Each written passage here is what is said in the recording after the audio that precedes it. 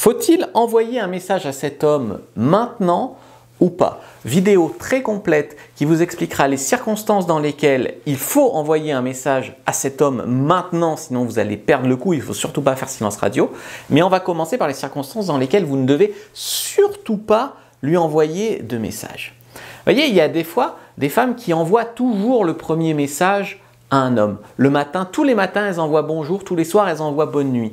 C'est leur rituel, etc. Sauf que ça ne permet pas de mesurer l'intérêt d'un homme. C'est-à-dire que cet homme, on ne sait pas si vous ne lui écrivez pas bonjour ce matin-là, si ça lui aurait assez manqué pour qu'il le fasse. Ou si vous ne lui dites pas bonne nuit cette nuit-là, est-ce que ça lui manquerait assez pour qu'il le fasse? Donc en fait, ce qu'il faut faire, c'est pas ne jamais lui écrire la première, c'est parfois écrire la première et parfois laisser un vide pour voir si ça lui manque et si lui comble ce vide. Et en fait, c'est ça qui permet vraiment de mesurer l'intérêt d'un homme.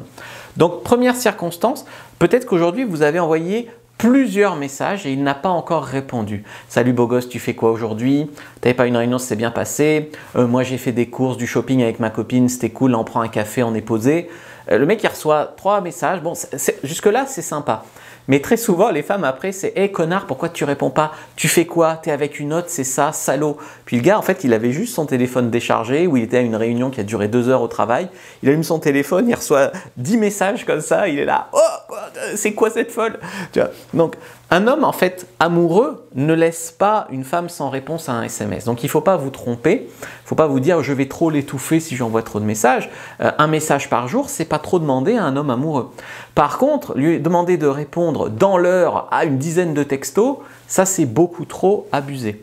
Voyez. Donc, s'il répond du tac au tac, vous pouvez vous échanger, bien sûr. Mais si tu vois qu'il commence à pas répondre, attends qu'il réponde. Au lieu de te griller, d'envoyer des messages sur des moments d'humeur, en fait, ou sur de la fierté, de l'ego. Si un homme amoureux commence à pas te répondre, du coup, c'est qu'il n'est pas amoureux pendant 72 heures ou plusieurs jours, eh bien, c'est que probablement qu'il ne ressent pas le même degré d'urgence que vous à répondre dans la relation. Vous ne lui manquez pas autant. Si toi, tu ne peux pas vivre 24 heures sans recevoir un texto de lui et que lui, il t'en envoie un par semaine, vous n'êtes pas sur la même longueur d'onde. Je sais bien que les hommes sont pas très textos en général. Je sais bien que les hommes, on peut leur trouver en fait des tas d'excuses. On peut dire les textos, ça ne l'intéresse pas. Quand même, un minimum, je veux dire un minimum. Donc, pas de réponse, en fait, c'est une réponse. Donc, en fait, au lieu de t'énerver, laisse-lui au moins 24 heures pour voir s'il répond. 2, n'écrivez pas si vous êtes émotionnel à ce moment-là. Vous êtes super énervé, vous cherchez quelqu'un à qui vous en prendre, quoi. Vous avez une mauvaise journée, vous allez vous défouler sur lui. Voilà, donc c'est pas vraiment quelque chose à faire. Ou alors, il a une réunion, vous ne le savez pas, ou il est à la salle de sport, il n'a pas son téléphone, vous envoyez des messages, il ne répond pas, vous voulez une réponse urgente, et vous commencez à vous énerver, à lui envoyer des tas de messages, c'est une mauvaise idée.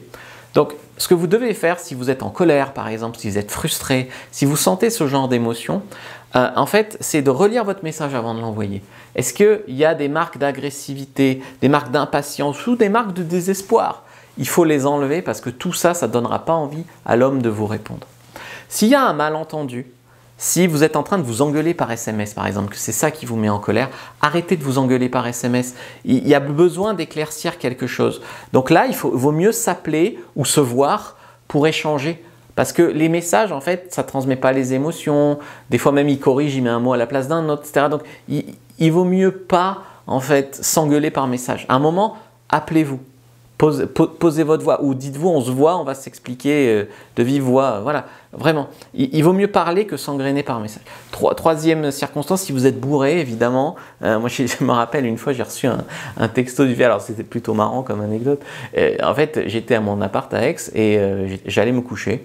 C'est à l'époque où j'étais en stage de comptable. Donc j'allais me coucher. Et en fait, c'était une fille.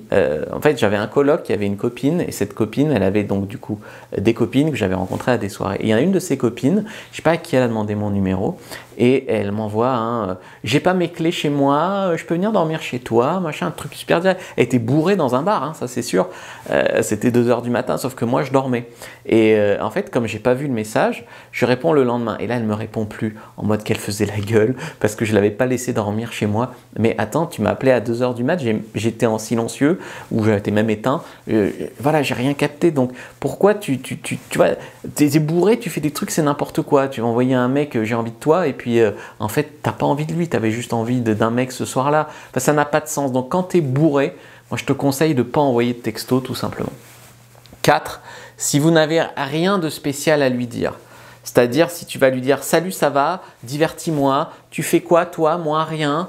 Voilà, c'est vraiment des messages sans valeur, sans saveur. Qui va faire que des fois, il vaut mieux rien envoyer que ça. En fait, tu envoies ça pour te rassurer. Tu envoies ça pour qu'il te réponde. Tu envoies ça pour être sûr qu'il est toujours là, qu'il est toujours intéressé. Mais ça ne sert à rien. Voilà, ça sert vraiment à rien. Donc, je vous ai préparé un guide, au fait, avant la suite, ça s'appelle 17 messages irrésistibles envoyés à un homme. Donc, si vous ne savez pas quoi lui envoyer, prenez le guide et envoyez-lui un de ces 17 messages irrésistibles. Au fait, je suis Fabrice Julien, coach auteur, expert en séduction depuis 2006, notamment auteur de Trouver, le rencontrer, le garder. Séduire votre homme idéal en appréciant la quête. Donc, en fait, c'est des messages qui serviraient qu'à vous rassurer. Vous voulez savoir si toujours intéressé par vous. Voilà. Alors, maintenant, on va voir quelles circonstances lui écrire. Okay. En fait, si votre dernier message n'appelez pas de réponse. Je ne sais pas si votre dernier message c'était OK par exemple. OK, ça appelle pas de réponse. Quand un homme reçoit juste OK d'une femme, en fait c'est énervant. Tu te dis qu'elle ne sait pas discuter, elle ne sait pas faire la conversation. Les femmes se disent ah oui, mais s'il est vraiment intéressé, il va. Oh, mais en fait ça les fatigue les mecs de chercher, galérer. Donc en fait, est-ce que ton dernier message appelait une réponse? Par exemple, est-ce que tu lui as retourné une question? Il t'a posé une question, est-ce que tu lui retournes la question?